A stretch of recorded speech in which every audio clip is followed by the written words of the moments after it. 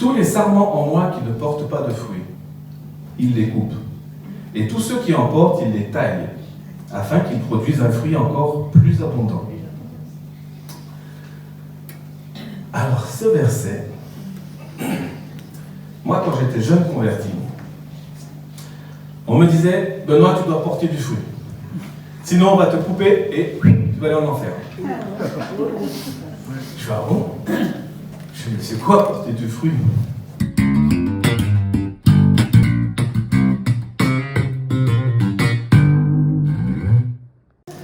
Allez, pour ceux qui ont leur Bible,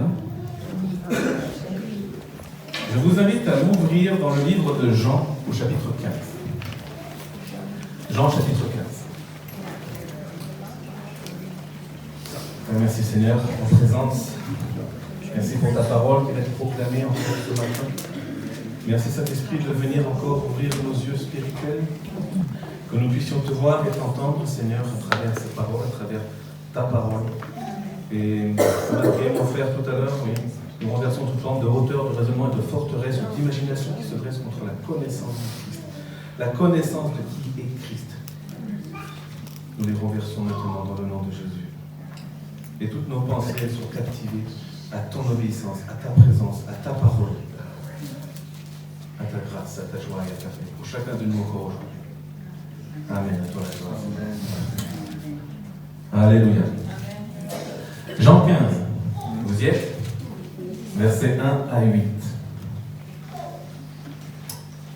Je vais vous le lire. Moi, j'ai la version Sommer. Je suis le vrai plan de vigne. C'est Jésus qui parle. Et mon Père est le vigneron. Tous les sarments en moi qui ne portent pas de fruits, il les coupe. Et tous ceux qui en portent, il les taille, afin qu'ils produisent un fruit encore plus abondant. Vous aussi, vous avez déjà été purifiés grâce à l'enseignement que je vous ai donné. Demeurez en moi, et moi je demeurerai en vous. Un sarment ne saurait porter du fruit tout seul, sans demeurer attaché au cep. Il en est de même pour vous.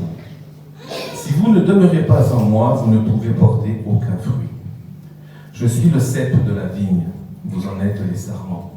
Celui qui demeure en moi et en qui je demeure portera du fruit en abondance, car sans moi, vous ne pouvez rien faire. Si quelqu'un ne demeure pas en moi, on le jette hors du vignoble. Comme les sarments coupés, ils se dessèchent, puis on les ramasse, on y met le feu et ils brûlent. Mais si vous demeurez en moi, et que mes paroles demeurent en vous, demandez ce que vous voudrez, vous l'obtiendrez. Si vous produisez du fruit en abondance, et que vous prouvez ainsi que vous êtes vraiment mes disciples, la gloire de mon Père apparaîtra aux yeux de tous. Amen. Alléluia. Ce passage est simple, en fait. Tu demeures en Jésus, tu vis, tu demeures pas en Jésus, tu meurs. Voilà, fin d'explication, on peut rentrer chez nous. Voilà. Bon, on va aller un peu plus loin quand même. Et ce passage est très connu. Vous le connaissiez, celui-là? Pour la plupart? Non. Et on peut voir différents enseignements sur ce passage. Sur Internet, partout, il y a de tout. Du bon, du moins bon. Peu importe, il y a des interprétations différentes, notamment sur la notion du salut, de l'enfer, la notion, la théorie du remplacement entre Israël et l'Église, entre les Juifs et les chrétiens. Il y a de tout, de tout. Donc on va voir un peu, verset par verset, qu'est-ce que nous dit vraiment ce passage. Le verset 1.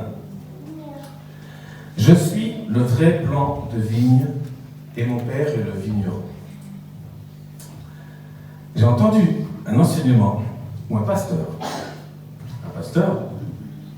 déclare haut et fort que si Jésus c'est le cep et que le Père est le vigneron, alors Jésus n'est pas Dieu. Un pasteur qui dit ça sur un verset. Alors si c'était un non-croyant, un non-converti, je veux bien, un pasteur, alors tous les autres versets qui disent que Jésus est Dieu, on les vire, on les enlève de la parole. Quand Jésus dit « Moi et le Père, nous sommes un ». Moi et le Père, nous sommes un. Ouais. On l'enlève. Quand Thomas il voit Jésus, quand Jésus est ressuscité, il se met à genoux, il dit « Mon Seigneur et mon Dieu ». Jésus ne le reprend pas.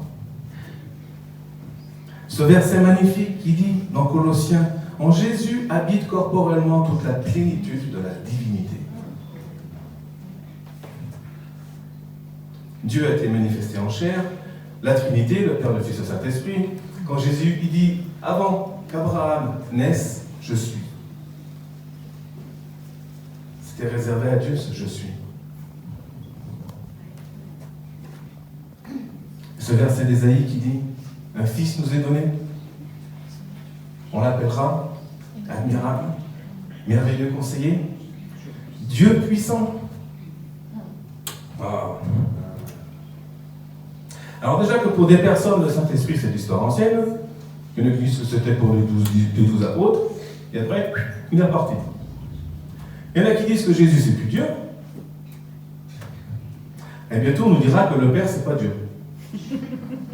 Le Père, en fait, c'est une intelligence artificielle qui a remonté le temps grâce à des ondes spatio-temporelles pour nous faire croire tout ça.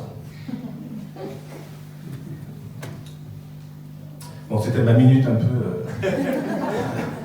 Hein, voilà. Bon, reprenons le verset. Jésus dit « Je suis le vrai plan de vigne et mon Père est le vigneron ». Alors, ce n'est pas anodin que Jésus prend l'image de la vigne. Dans l'Ancien Testament, surtout dans l'Ancien Testament, la nation d'Israël est présentée comme la vigne de Dieu. Il y a plusieurs versets, j'en ai pris 3 pour vous. Osée 10, verset 1. Israël était une vigne fertile qui produisait beaucoup de fruits. Jérémie 2, verset 21. Moi, je t'avais planté pour produire des raisins excellents, d'une variété sûre. Comment t'es-tu transformé à mes yeux en fruits dégénérés d'une vigne étrangère? Enfin, Dieu est en colère contre son peuple quand il disait ça. Hein? Et Ésaïe 5, verset 7. Oui, la vigne de l'Éternel, c'est la communauté d'Israël. Et Judas, c'est le plan qui fait son plaisir. Ce verset est magnifique. Donc la vigne, c'est Israël. Et quand Jésus il dit « Je suis le vrai plan de vigne », il dit « Je suis le vrai plan d'Israël ». Il ne dit pas « C'est moi qui remplace Israël ». Il ne dit pas « C'est moi qui remplace les Juifs, maintenant c'est les chrétiens ». Il ne dit pas ça, il dit « C'est moi le vrai plan d'Israël, c'est moi ». Et quand on lit, et Judas, c'est le plan qui faisait son plaisir à Dieu. C'est quoi Judas? C'est la tribu de Judas. Jésus, il vient de quelle tribu? Judas. Donc la vigne, c'est Israël. Et le plan qui fait le plaisir de Dieu, c'est qui? C'est Jésus. Vous me suivez? Parce qu'à cette époque, il y avait plein de faux enseignants, il y avait plein de faux prophètes du temps de Jésus. Bon, aujourd'hui encore. Des faux plans. Même les pharisiens en faisaient partie. Des faux plans où il ne fallait pas être attaché parce qu'ils produisaient des mauvais fruits.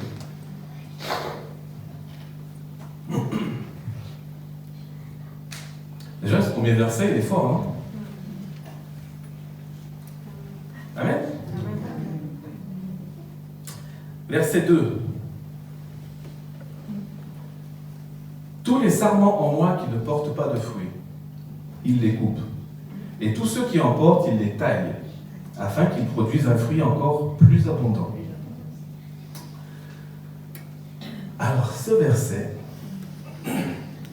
moi, quand j'étais jeune converti, on me disait, Benoît, tu dois porter du fruit. Sinon, on va te couper et tu vas aller en enfer. Je fais, ah bon? Je dis, c'est quoi porter du fruit? Eh bien, tu dois évangéliser, tu dois faire des disciples.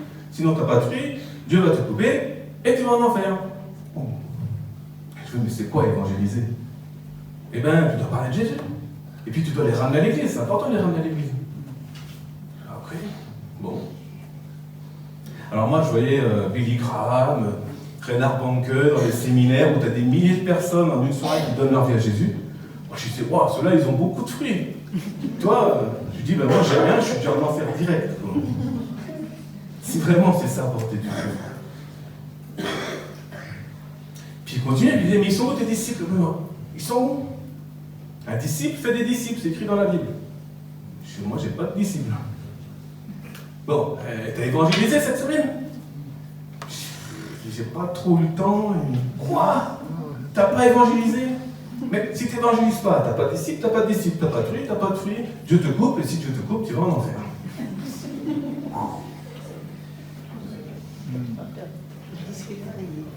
C'est véridique. Hein. J'accentue quand même un peu le truc, mais c'est véridique. Hein. J'ai grandi comme ça, avec la peur d'aller en enfer parce que j'ai pas de disciple, parce que je parle pas de Jésus. Donc par peur, tu parles de Jésus n'importe comment, je dis, voilà. Bon, moi j'aurais peut-être un demi-fruit.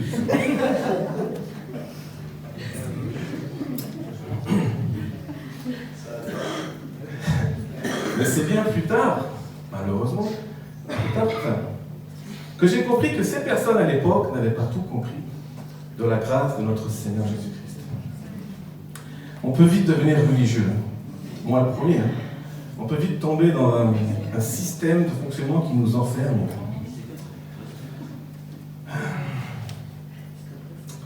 Dieu ne veut pas que tu parviennes au salut par la peur.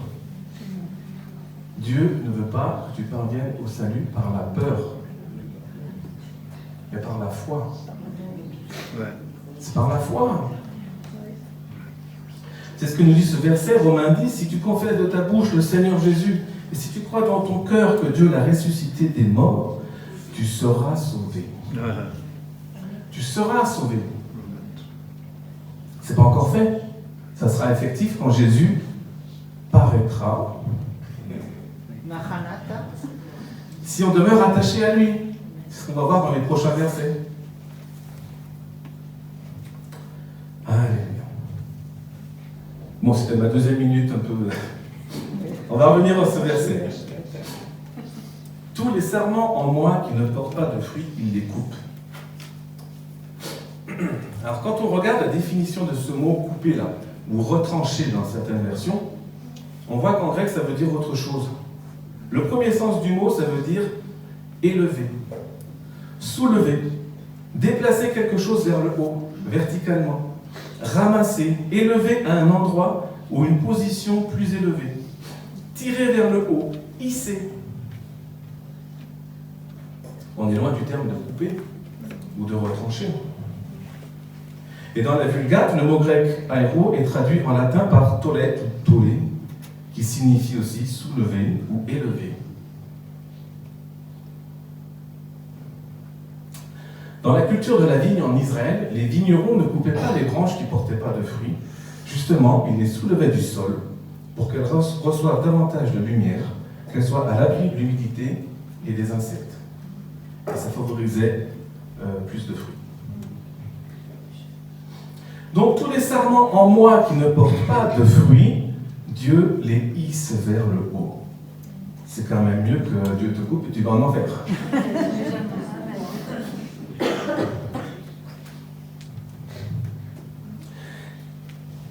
Dieu est bon. Amen. Ça, ce verset nous dit que il y a deux possibilités quand tu es accroché au cep. Soit tu as des fruits, soit tu n'en as pas. Soit tu n'as pas de fruits, Dieu fera en sorte que tu sois mieux exposé. Il fera en sorte que tu te sentes mieux. On a tous des moments en tant que chrétien où on passe dans des périodes de désert, n'est-ce pas? De tristesse, de doute, on s'éloigne du Seigneur, on perd notre ferveur du premier amour, on n'arrive plus à lire la parole, on n'arrive plus à venir à l'église, on est déprimé, on est dans des dépressions. Et dans ces moments-là, excusez-moi, on n'a pas de fruits. Alors Dieu il arrive, il te coupe et tu vas en enfer parce que tu es en dépression. Non. Mais non. C'est l'inverse qu'il fait. Dieu, il prend soin de toi. Il prend soin de toi. Il sait ton état dans lequel tu es. Donc il va te soulever. Il va t'élever. Il va te mettre à l'abri de l'humilité. Et soit tu as des fruits. Alors quand tu as des fruits, Dieu il veut que tu en aies encore plus. En te taillant. Pour ceux qui nous ont connus avec Jean quand on faisait les sketchs, il y a un moment déjà, on avait fait un sketch sur le burin de Dieu, pour ceux qui étaient là, s'ils se rappellent, où j'avais un marteau, un burin et je taillais.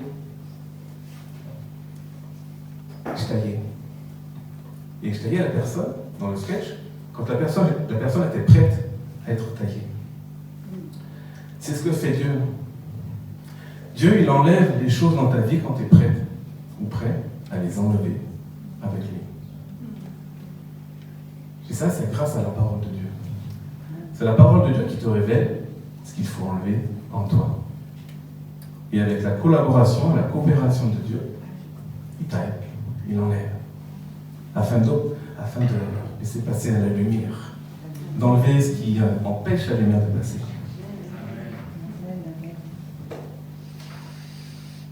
Dieu, c'est un papa, hein?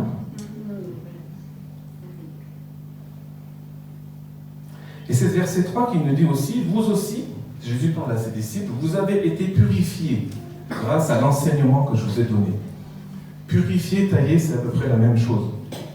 Ici, c'est le mot kataros qui veut dire être comme une vigne éclaircie par élagage afin de porter plus de fruits. Et Jésus lui dit que c'est par son enseignement que vous avez été purifiés et taillés. L'enseignement de Jésus. Et pour nous, c'est quoi? C'est la parole de Dieu, c'est la Bible qui nous permet de nous rendre purs, de nous tailler, de nous purifier. Quand on ouvre les yeux sur tout ce qui nous obscurcit, et quand on le reconnaît vraiment, Dieu taille. Dieu taille. Donc déjà, ces 3 premiers versets, c'est déjà pas mal, non? Alléluia. Amen.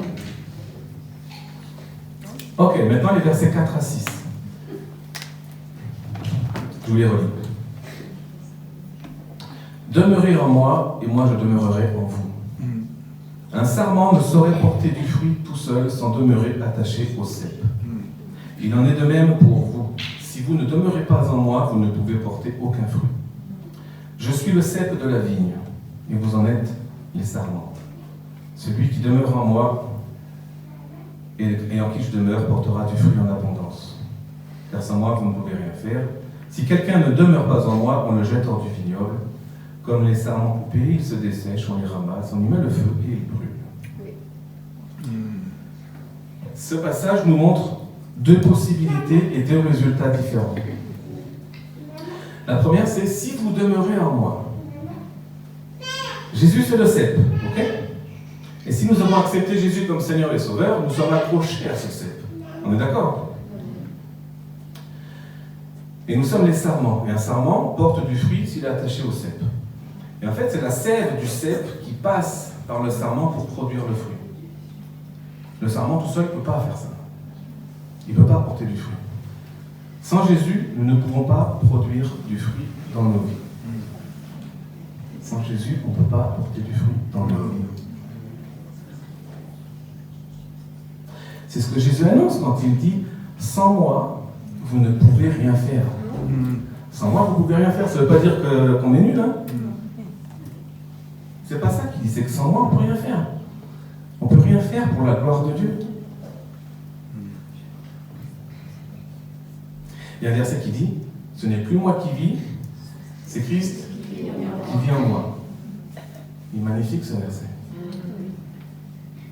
C'est la sève de Christ qui me permet de produire des fruits dans ma vie, d'être vivant. Ce n'est plus moi qui vis, c'est Christ qui vit en moi. Je crois qu'on a du mal à capter cette phrase-là, ce verset. Moi, je trouve que c'est une bombe là que Paul dit ça. J'ai une image. Mon cœur, il m'appartient. Ben oui. Si je donne mon cœur à quelqu'un qui va mourir, bon, je ne vais pas le faire parce que j'en ai besoin.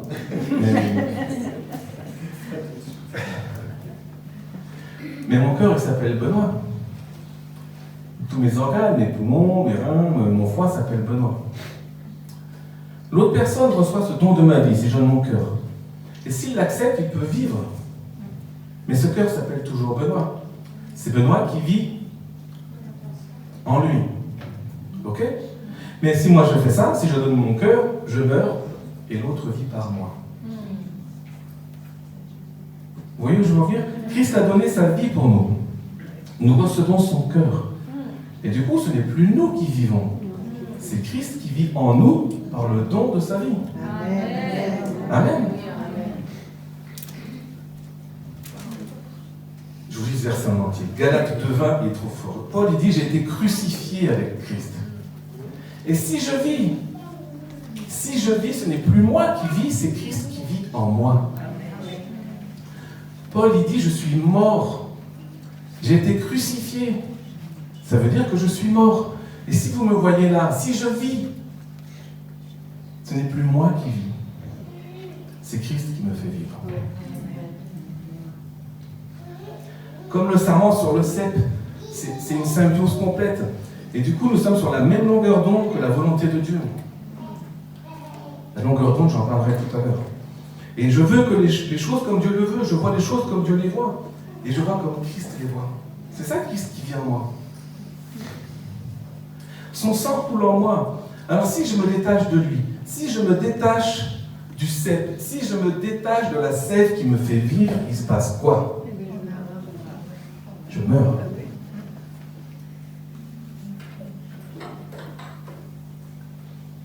Et ça, c'est la deuxième partie de ce passage qui dit « Si vous ne demeurez pas en moi ». C'est pas Dieu qui va vous couper et en enfer, c'est si vous décidez de ne plus demeurer en moi. Si une personne chrétienne attachée au Seigneur, attachée au cep, décide un jour de renier ce cep, elle se dessèche et elle meurt. Parce qu'un sarment peut produire du fruit tout seul. Et c'est là qu'on ramasse les sarments, on les jette au feu, ils brûlent parce qu'ils ne servent plus à rien.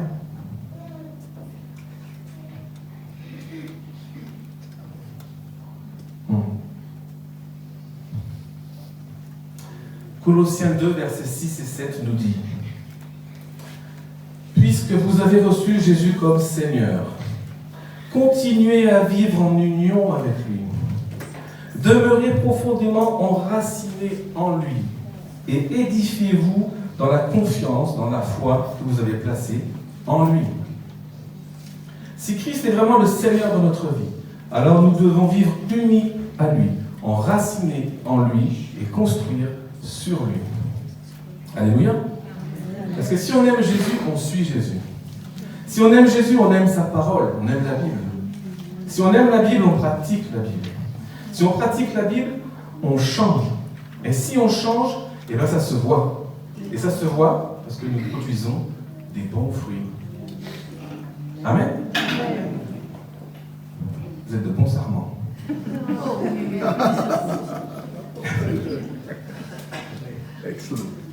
De bons fruits. On produit de bons fruits. Il insiste sur le bon parce que dans un autre passage, Jésus il parle de mauvais fruits. Dans Matthieu 7, il dit vous les reconnaîtrez à leurs fruits. On vous reconnaîtra à vos fruits. Dans un passage, Jésus dit cueille-t-on des raisins sur des épines? Cueille-t-on des figues sur des chardons? Tout arbre qui ne porte pas de bons fruits est coupé et jeté au feu. Et là, c'est vraiment coupé. On peut imaginer une discussion avec Jésus, là. Jésus qui parle, il me dit, Benoît, cueille-t-on des raisins sur des épines? Je fais, non, Seigneur, non, raisin, non, on ne trouve pas sur des épines, c'est impossible. Ok? Alors, Benoît, trouve-t-on des figues sur un chardon? Je fais, non, ça aussi c'est impossible, Seigneur, des figues sur un figuier. Sur un chardon, c'est impossible d'avoir des figues. D'accord. Alors, dis-moi, Benoît, ceux qui me disent être mes disciples, ceux qui me disent être accrochés à moi, et qui portent de mauvais fruits, eh bien moi je te dis que ça aussi c'est impossible.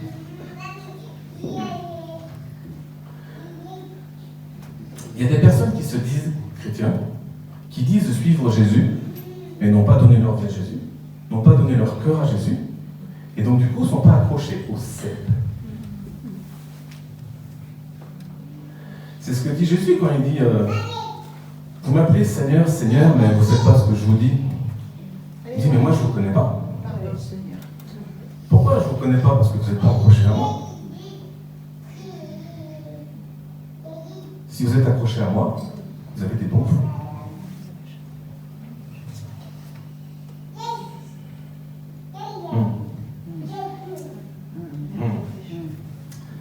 En Jésus, tu ne peux produire que de bons fruits parce que tu es taillé, transformé de jour en jour par cette sève qui coule en toi. Amen. Alléluia. Amen. Jésus dit, si vous demeurez en moi, vous aurez des bons fruits, obligatoirement. Obligatoirement. Et des bons fruits en abondance. Amen. Alléluia. Amen.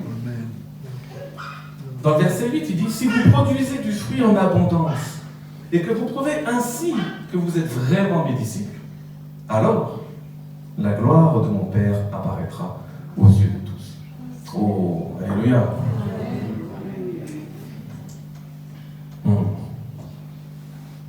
Là, tout est pour la gloire de Dieu. Dieu est glorifié quand nous portons beaucoup de fruits et que les autres le voient.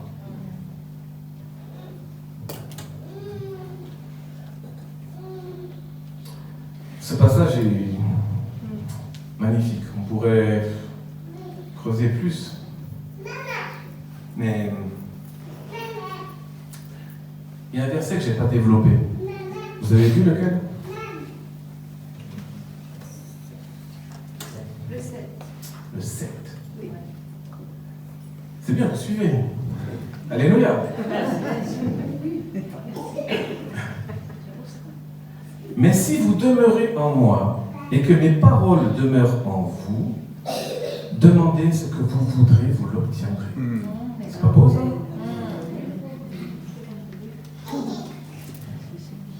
Mais il y a deux conditions. Et ce verset, il vient juste après l'explication de demeurer ou de ne pas demeurer. C'est comme si c'était encore un encouragement à demeurer. Demeurer en moi. Demeurer en moi. C'est un peu le bonus, tu sais. Donc deux conditions, déjà de demeurer en lui, ça paraît logique, et que ses enseignements demeurent en nous. Demeurer en Jésus, c'est rester attaché à lui malgré toutes les épreuves, malgré les persécutions, malgré les maladies, malgré les difficultés, malgré les désespoirs, malgré tout ce qui pourrait nous éloigner de lui, malgré ce qui pourrait... toutes les circonstances dans nos vies qui sont mauvaises, ou qu'on a envie de tout abandonner et qu'on dit c'est bon, j'ai tombé. Non, mais demeurez en moi malgré tout ça. Demeurez attaché. Demeurez attaché. Il y a des périodes où vous n'avez pas de fruits, c'est pas grave, mais demeurez attaché. Première condition. Et ensuite, si tu demeures dans sa parole, surtout si sa parole demeure en toi, les chrétiens sont attachés à Jésus. Sincèrement, ils sont attachés à Jésus. Mais pas à sa parole. La Bible ne demeure pas en eux. Ils font un peu ce qu'ils veulent. Leur style de vie. C'est, je suis à Jésus, mais je fais ce que je veux. Peut-être que Dieu n'aime pas ça, mais c'était il y a longtemps, maintenant il a changé. Je le fais, c'est pas grave. Je suis sous la grâce.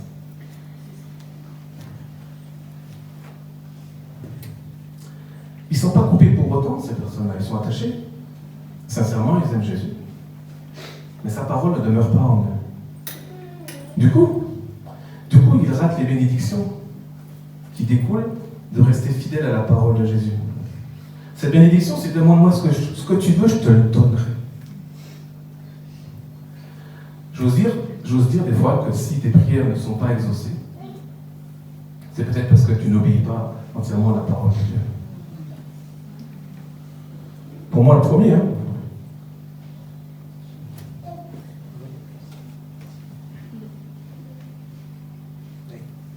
C'est la condition.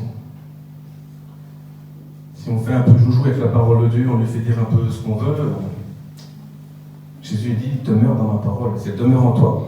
Demande-moi ce que tu veux. Demande-moi ce que tu veux, je te le donnerai.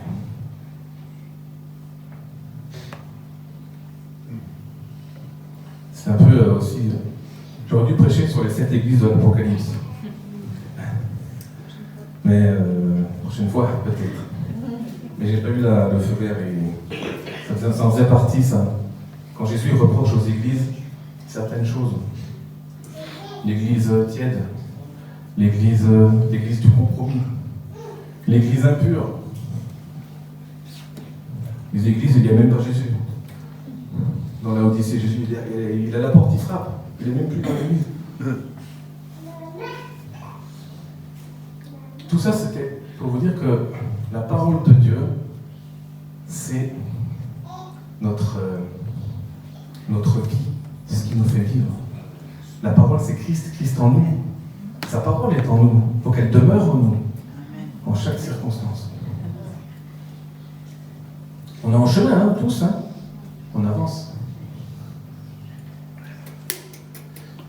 Après, bon, Dieu est tout puissant, il fait comme il veut, où il veut, comment il veut, il peut te bénir même si tu n'obéis pas.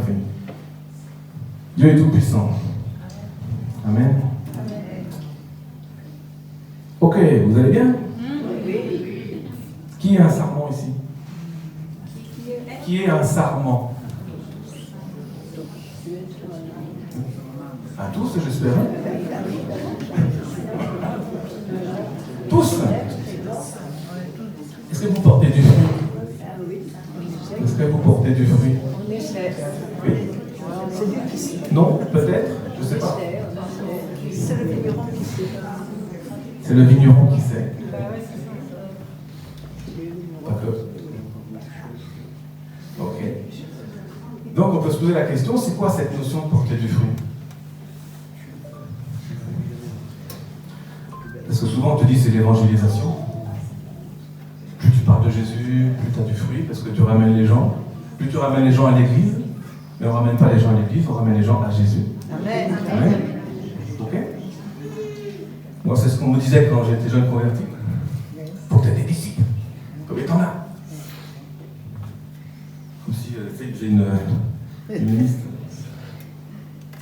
Alors oui, il faut évangéliser. Oui, il faut faire des disciples. Oui, il faut parler de Jésus. Oui, bien sûr, ça en fait partie, mais pas que. Si c'est limité à ça... Moi, quand je pense aux fruits, je pense aux fruits, le fruit de l'esprit, vous connaissez? Vous trouvez dans Galates. Le fruit de l'esprit, c'est l'amour, la joie, la paix, la patience, la bonté, la bénignité, la fidélité, la douceur et la maîtrise de soi. Ça, c'est le fruit de l'esprit. Et il y a aussi les fruits. Les fruits, c'est la productivité de ta vie. Si tu pratiques le fruit de l'amour, alors on en verra les fruits dans ta vie. Vous me suivez? Vous pouvez prier dans ce sens. Est-ce que je suis patient? Est-ce que je suis doux? Est-ce que je suis rempli d'amour? Est-ce que je suis fidèle? Vous prenez toutes les facettes du fruit de l'esprit et vous vous dites, est-ce que ce fruit se lit en moi? Alors, si tu prends la maîtrise de soi, et puis tu te dis, est-ce que ce fruit se lit en moi? Et que tu t'es fâché avec ton épouse le matin, que tu t'es enguirlandé avec tes enfants, que dans la voiture, s'il y en a un qui fait une queue de poisson, comment tu réagis? Est-ce que tu restes maître de toi ou pas trop? Tu peux te dire, ok, bon ben là, Dieu, il faudrait que je travaille ce point-là, quoi. Pour porter du bon fruit.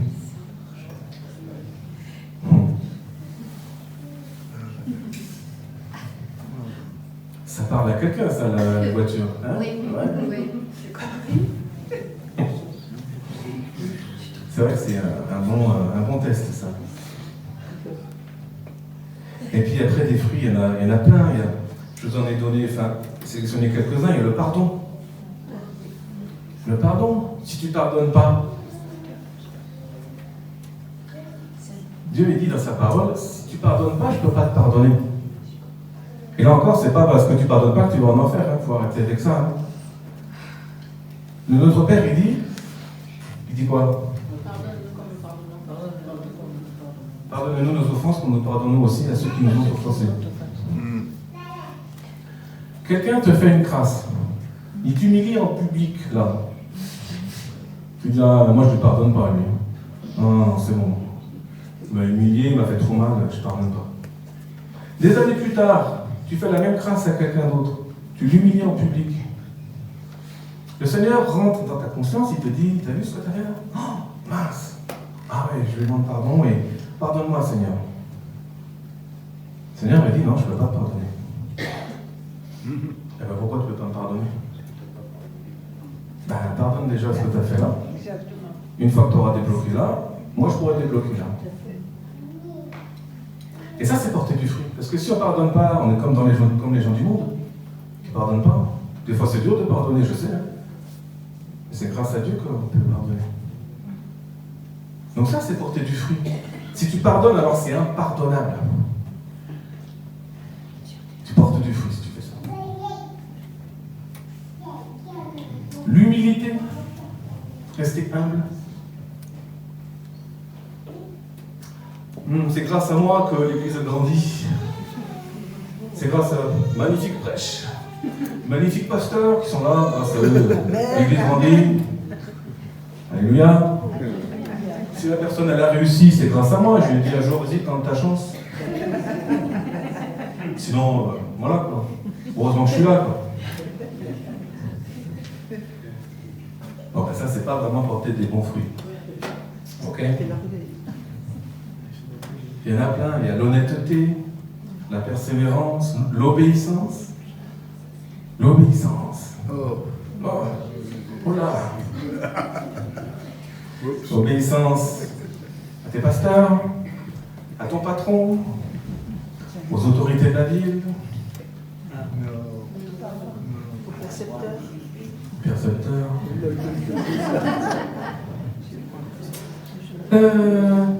Le respect des autorités, quelles qu'elles soient. Le gouvernement, si toujours tu critiques eux, vu ce qu'ils font, ils nous prennent nos sous. Les gens du monde, ils font la même chose. Elle nous dit quoi, la parole? Pour nos autorités. Priez pour eux tous les jours. Priez pour eux.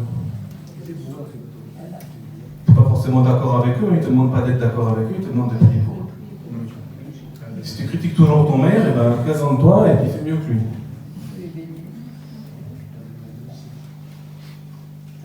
Donc si on critique toujours comme les gens du monde, ils sont où les fruits pour la gloire de Dieu? Il n'y en a pas.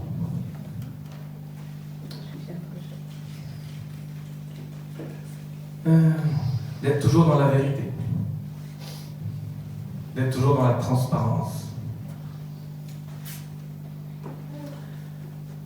Hier, j'ai eu, quand je parle de transparence, Dieu m'a montré quelque chose.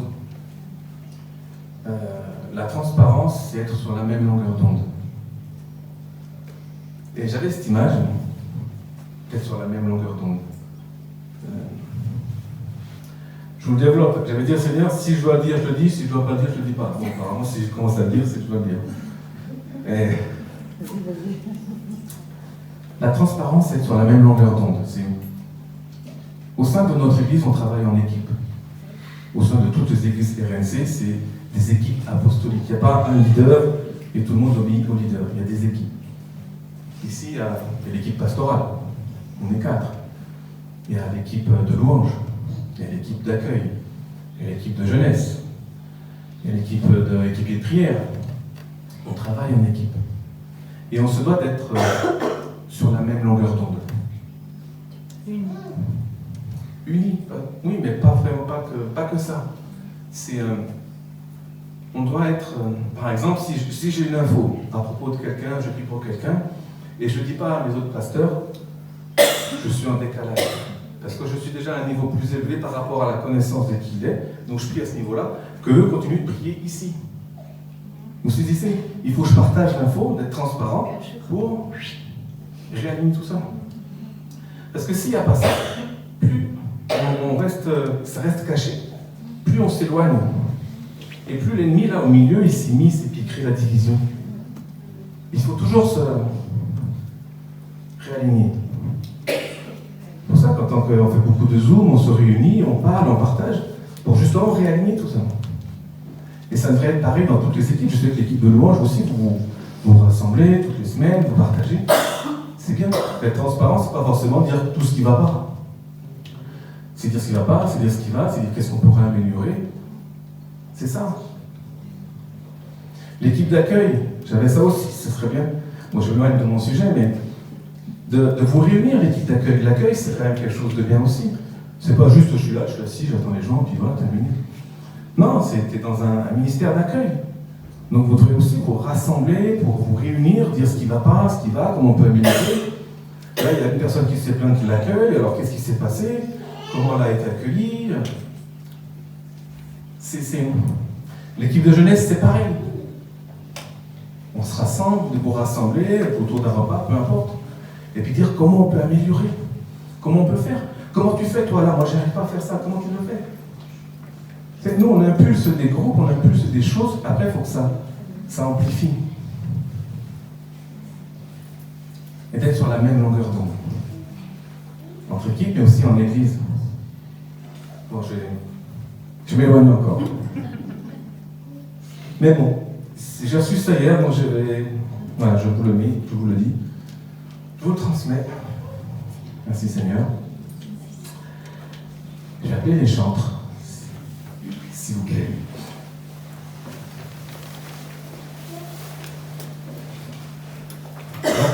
Porter du fruit. De demeurer en lui. Demeurer en Jésus. Demeurer au cep. Demeurer à cette vie. Si vous êtes à Jésus, c'est lui qui vous fait vivre. Si je vis, ce n'est plus moi qui vis, c'est Christ qui vit en moi. Je vais demander aux chantres de faire un chant qui parle de ça, de demeurer, d'être unis. Et on va le proclamer, ça, en chantant.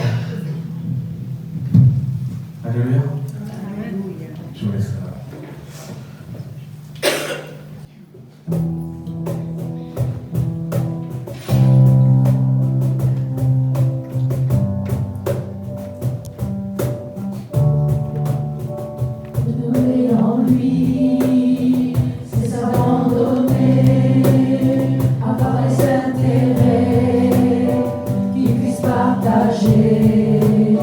C'est porter des fruits qui puissent approuver, s'épuiser en lui.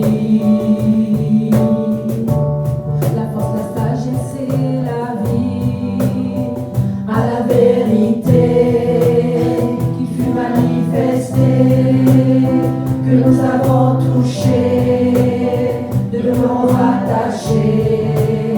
Car dans son amour, sous la lumière du jour, il a donné sa vie.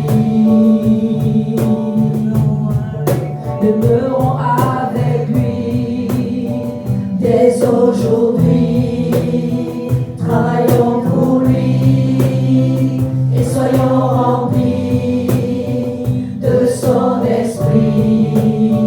Vivons par la foi, écoutons sa voix, afin que notre vie soit parfaite dans la joie de lui. Demeurer en lui, c'est s'abandonner, avoir des intérêts qu'il puisse partager, c'est porter